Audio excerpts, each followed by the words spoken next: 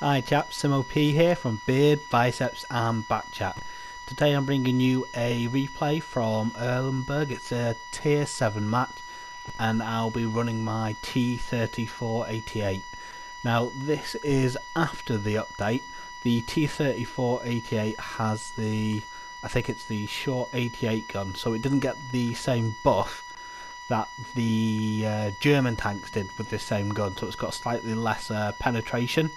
The reason I'm showing you this replay is a lot of the replays I've shown I'm generally top tier, so I thought it'd be better to show you something where I'm not quite top tier, but hopefully it still has the same sort of good gameplay and some good points to talk about, and it's better than seeing me just stomp face constantly using the top tier heavy or an overpowered tank like the E5 or the 57 or an OBJ 140. But that's not to say the T-34-88 isn't a good tank, because it is a very, very good tank.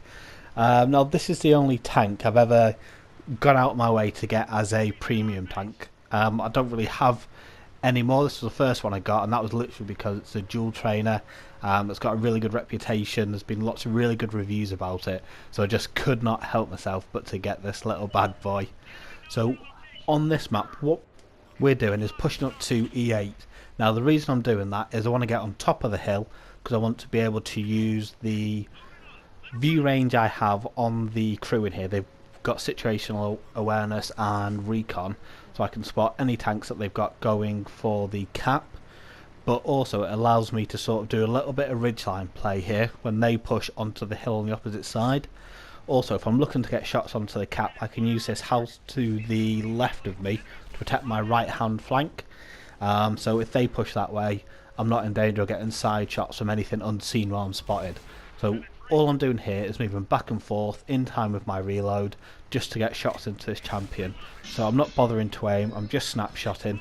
I'm close enough, I'm hitting it centre mass anyway. My penetration's more than enough to do damage to it. So we'll look to do the same again to the second champion that's just bullying this chaffy that's not even noticed he's there at the minute. But we want to do it in such a way where we're not taking damage. So I'm spotted at the moment. So what I'm looking to do is let him know my last known position is a little bit more forward than it was. I'm going to pull back a little bit so he thinks I'm 7-8 meters ahead of where I actually am. And just notice this Craft Panther having a very special moment and can't resist putting a couple of shots into him. So we're literally just going to be rocking back and forth, snapshotting into this champion exactly the same as it did the other one. Using the hill as hard cover, not going to bother aiming, just auto aim, just at the same time my reload, shoot, back. You'll notice I already start reversing by the time I've taken my shot. Again, that's just to conserve HP. It's not got a huge amount of HP. In a tier 7 game, I've got to be a little bit conservative with it, because there's going to be a point where I'm going to need it to either carry, or I'm going to get in an exchange where it's 1 for 1. So what I'm looking to at the minute is just to put shots into their vehicles that are around the middle of the map scattering. As we're watching this 67 just try and drown himself and make sure I get the EXP for that. So we're just trying to pin this KV1 in place as I bounce off his bloody turret. That shouldn't happen. Just aim for the front drive wheel. There we go. He's immobilised. I can either put the next shot into him or someone else will. No. He manages to escape. At the minute, we've both teams have lost about a third of their team currently. The position I'm in at the moment allows me to be effective, to cover the cap, cover the right hand side. I'm the furthest tank we have on the right flank.